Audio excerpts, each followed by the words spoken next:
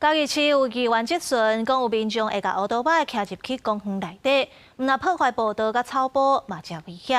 而且嘉义市有38大公园，这管理员煞干那7规。市府表示会讨论引进科技执法来改善问题。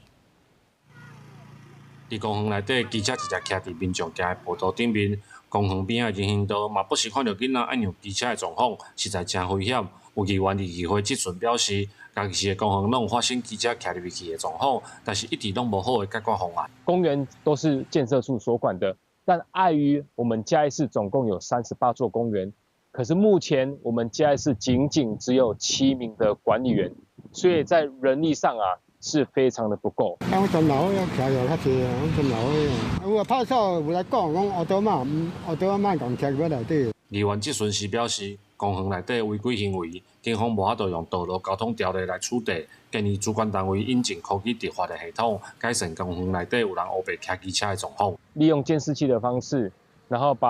它会锁定车牌，当你骑进来禁区的时候，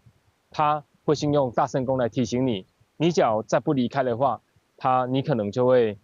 借由它可能往后你会收到罚单。嘉义市建设处表示，会配合议员的建议，针对较有机车徛入的公园，研议来引进科技执法的系统，嘛会甲警方合作，改善入口动线甲标示，减少机车徛入去公园内底的问题。记者林慧婷，嘉义报道。